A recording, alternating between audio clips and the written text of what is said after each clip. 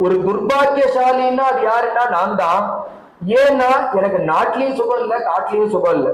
என்னுடைய கஷ்டத்தை சொல்றேன் கேளு. ராஜ்ய பிரணாசா. ஆத்துல இருந்தேன், நல்லா உரிய காலத்துல எனக்கு பட்டாபிஷேகம் பண்றதா இருந்தா எங்க அப்பா.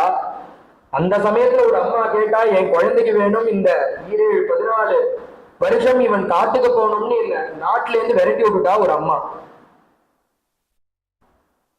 நான் நாட்டுல இருந்து கிளம்பி வந்துட்டேன். அதனால இன்னொருத்தருக்கு ராஜ்யம் போயிடுச்சு. ராஜ்ய பிரணாசா. சரி, ராஜ்யம் தான் போச்சு. சொந்தக்காரெல்லாம் கூட இருக்காளா, பந்து ஜனங்கள்லாம் கூட இருக்காளான்னா ஸ்வஜனை வியோகா. அவளும் என்னை விட்டு போயிட்டா. பிதுர் விநாசா. நான் இந்த வந்தோன்னு என்னாச்சுன்னா அப்பா ஜீவனை விட்டுட்டார். 14 வருஷம் நான் இந்த காட்டுக்கு வரும்போதே ஒரு சங்கல்பம், 14 வருஷம் கழிச்சு திரும்பி போனா நம்ம அப்பாவை பார்க்கலாங்கிற தைரியத்துலதான் நான் கிளம்பினேன். ஆனா இந்த பரதன் என்ன சொன்னான்னா, அப்பா காலமாயிட்டாருங்கிறான். இருந்த ஒருத்தரும் போயிட்டார். நான் இந்த வந்தேன், அவரும் போயிட்டார். பிதுர் விநாசா, பிதுர் விநாசா. இந்த பார்த்தா அவர் அப்பா போனார். அடுத்த துக்கம் என்னன்னா ஜனநீர் வியோகா. நான் காட்டுக்கு கிளம்புற காலத்துல அம்மாட்ட போய் சொல்லிக்கிறதுக்காக போனேன். அம்மா அந்த ரங்கநாதனை பூஜை பண்ணிட்டு இருந்தா. அம்மா பிரஜா பாலன கர்மணி, எங்க அப்பா எனக்கு ஒரு இது கொடுத்துருக்கான்னு போய் சொன்னேன். அதற்கப்புறமா அப்பா எனக்கு ராஜ்ய நாசம் ஆயிடுச்சு, அப்பா என்ன காட்டுக்கு போயிருக்காங்கிறதையும் போய் சொன்னேன். சொல்ற காலத்துல அம்மா, அப்பா உனக்கு ராஜ்யம் கிடைச்சா எனக்கு ஒரு விடிவு காலம் பிறக்கும்னு நினைச்சேன். ஆனா நீயோ இப்ப காட்டுக்கு போறேங்கிற. இந்த கைகேயி என்னை சும்மா விடமாட்டா, நானும் கூட காட்டுக்கு வரேன்னு எங்க அம்மா கிளம்பினா. அதெல்லாம் வேண்டாமான்னு சமாதானப்படுத்தினேன். அதற்கப்புறமா தான் காட்டுக்கு வந்தோம். இப்ப அதற்கப்புறமா காட்டுக்கு வந்த பிறகு எங்க அம்மா என்ன பார்த்தா. எந்த சமயத்துலன்னா பரதனோட 3 அம்மாக்களும் வந்திருந்தா. அந்த சமயத்துல எங்க அம்மா வந்தா. அப்ப கூட நான் நினைச்சேன், எங்க அம்மா திருப்பி நானும் வரேன்டான்னு கேட்பாளோன்னு நினைச்சேன். ஆனா எங்க அம்மா ஒரு வார்த்தை கூட கேட்கல. அந்த பரதனோட வந்தா நன்னாயிடுறாராமா, உடம்ப பார்த்துக்கோ, வெயிலும் மழையும் பட்டுக்காத, உடம்ப சௌக்கியமா பார்த்துக்கோன்னு ஒரு வார்த்தையை சொன்னா கிளம்பி போயிட்டா. ஏன் இல்லைன்னு சொன்னான்னா, பரதன் உன்னை விட சின்னவன், அவன் ரொம்ப வருத்தப்படுறான், அவன் தப்பனா இருக்கான், அவன் பக்கத்துல இருந்து பாத்துக்க வேண்டியது என் பொறுப்பு. அதனால நான் பரதன் கூட இருக்க வேண்டாராமான்னு சொல்லிட்டு எங்க அம்மா எனக்கு ஆசீர்வாதம் பண்ணிவிட்டு கிளம்பி போயிட்டா. ஒரு காலத்துல எங்க அம்மா கூட வரேன்னா, மற்றொரு காலத்துல எங்க அம்மாவே என்ன வேண்டான்ட்டு போயிட்டா. ஜனரேர் வியோகா. இது மாதிரி அடுத்தடுத்த துக்கம். சர்வாணிமே லக்ஷ்மண சோக வேகம் ஆபூரயந்தி பிரவிசிந்திதானி. நினைச்சு பார்க்கறதுக்கு முடியாத துக்கங்கள்லாம் எனக்கு வந்துட்டு இருக்கு. இதுக்கெல்லாம் என்ன ஒரு காரணம்னா, போன ஜென்மத்துல ஏதோ நிறைய பாவத்தை பண்ணி சேர்த்திருக்கும். அதுதான் இந்த ஜென்மத்துல இப்படி இவ்வளவு கஷ்டத்தை கொடுக்கறது. பாபம் நிறைய துக்கத்தை அனுபவிக்கிறோம்னா என்ன காரணம்னா, புண்ணியம் இல்லைன்னு அர்த்தம். பாபம் நிறைய இருக்கு. அதனால போன ஜென்மத்துல பண்ண பாவத்தை தான் நான் அனுபவிக்கிறோம் லக்ஷ்மணா. சர்வம் து துக்கம் மம லக்ஷ்மணேன சாந்தம் ஷரீரே வனமேத்ய சூன்யம் சீதா வியோகாத் புனருத்யதீர்ணம் கண்டே வீராக்னி சகசா பிரதீப்தா. உடனே சுவாமி சொல்றா, உடனே லட்சுமண சுவாமி, அண்ணா நீங்க சொல்ற துக்கம்லாம் சரிதான், இதெல்லாம் என்னமோ நேத்திக்கு நடந்த மாதிரி சொல்றேளே.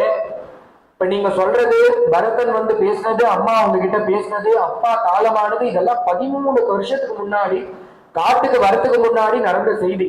நீங்க என்னமோ நேத்தி நடந்தது போல துக்கம்ங்கிறீங்களே, இதெல்லாம் 13 வருஷத்துக்கு முன்னாடி நடந்தது இல்லையாங்கிற. உடனே சுவாமி சொல்றாரு, இதெல்லாம் 13 வருஷத்துக்கு முன்னாடி நடந்ததுங்கிறதுல ஆச்சரியம் இல்ல, உண்மைதான். ஆனா என்னன்னா, இதெல்லாம் நேத்தி நடந்தது போல, இதெல்லாம் என்ன எனக்கு தெரியல இந்த துக்கம்னா. பக்கத்துல தேவி இருந்தா நேற்று பரியந்தம், அதனால இந்த துக்கம் எதுவுமே என்ன வாட்டல. இப்ப தேவி கிளம்பி போனோன்னு இந்த துக்கம் மூட்டையா இருக்கு, அது முழுக்க என் தலையில பாரம் போல வந்திருக்கு. தேவி இருந்த போது துக்கம் தெரியல, தேவி போயிட்டா அத்தனை துக்கமும் என்ன வாட்டுறதுல லட்சுமணாங்கிறா. சுவாமி அப்படி தேவியை தேடிண்டு தத்தனாக ஒவ்வொரு இடமா வந்துட்டு இருக்க. இந்த ராவணன் என்ன பண்றான், தேவியை கொண்டு போய் அசோகவனத்துல சிறையில வச்சுட்டு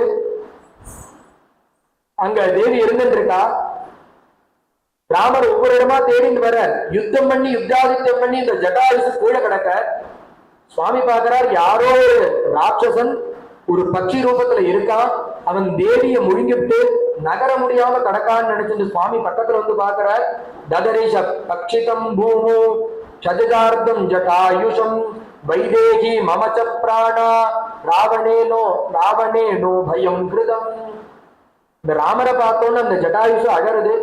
ராமா, நான் ஆணை மட்டும் யுத்தம் பண்ணி பார்த்தேன் அந்த ராவணனோட, அவன் ஆயுதன், நான் நிராயுதபாணி, என்னமோ பண்ணி பார்த்தேன், எப்படியும் அந்த தேவிய கொண்டு போறதை தடுத்து நிறுத்தி விடலான்னு, என்னால முடியல.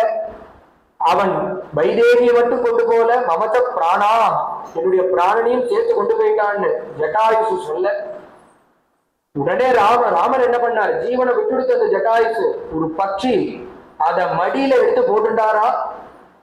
போற காலத்துல உனக்கு நானே கர்மாக்களை பண்றேன்னு சொல்லி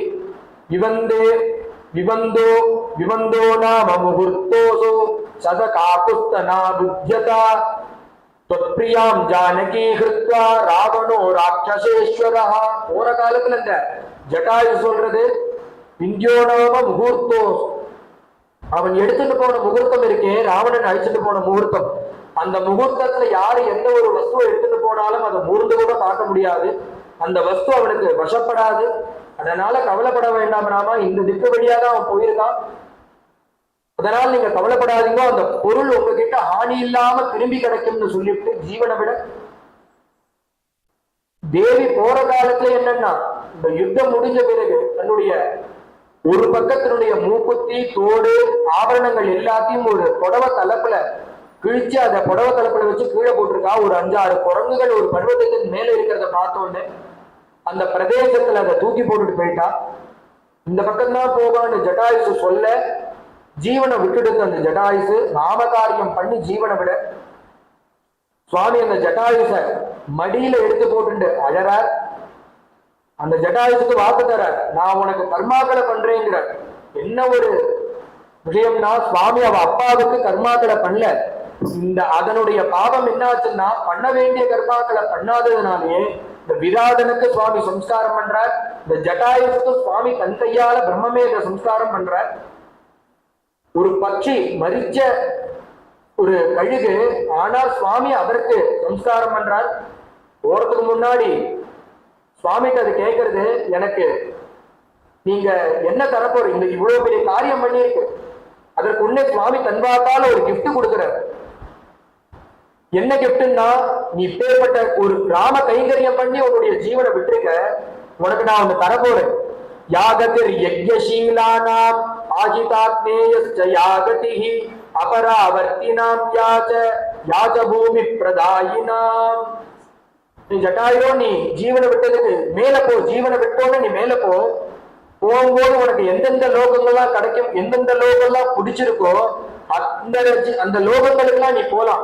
எந்தெந்த லோகம்னா, யாகதிஹி யஜ்ஞசீலான, சப்த கிருத்துகளை பண்ணி பிராமண ஜென்மாவை அடைஞ்சு இந்த 16 சம்ஸ்காரங்களையும் அடைஞ்சு யாரோட வேதத்தை அத்தியனம் பண்ணி யஜ்யோத்தனமான கர்மாக்களை பண்ணி யஜ்யத்துல 7 யஜ்யத்தை சப்த கிருத்துவையும் பண்ணி எவனொருவன் எந்த ஒரு புண்ணிய லோகத்தை அடைவானோ யஜ்ஞசீலானாம் அந்த கத்தியை நீ அடைவாயாக, அந்த லோகத்துக்கு நீ போ.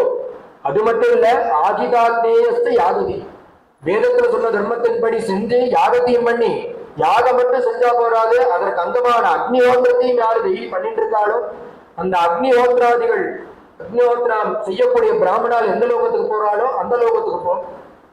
அது மட்டும் இல்ல, அபராவர்த்தினாயாஞ்ச, முன்வச்ச கால பின்வைக்காத வீரன் எந்த லோகத்துக்கு போறானோ அந்த லோகத்துக்கு போ.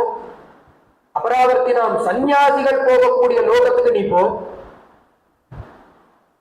அது மட்டும் இல்ல, பூமிதானம் யாரு பண்ணாலோ அவா போகக்கூடிய லோகத்துக்கு நீ போன பலவிதமான இடம், இந்த சொற்கள் கதிகளை சொல்லி பகவான் நீ எந்த லோகத்துக்கு வேணா போ.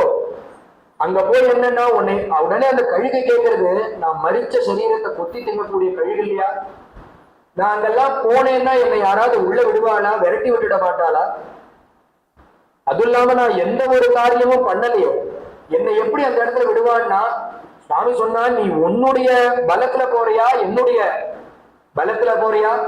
மயாக்கியம் சமனுஜாதா கச்சலோகான் அனுத்தமான். நீ என்னுடைய பலத்தினாலதானே போற, என்ன நம்பி போற.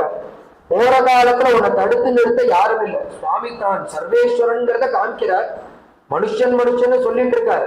ஆனா இந்த இடத்துல சுவாமி கச்சலோகான் அனுத்தமான், நீ எந்த லோகத்துக்கு வேணா போ அப்படின்னு சொல்லி அனுப்பி வைக்கிறார்.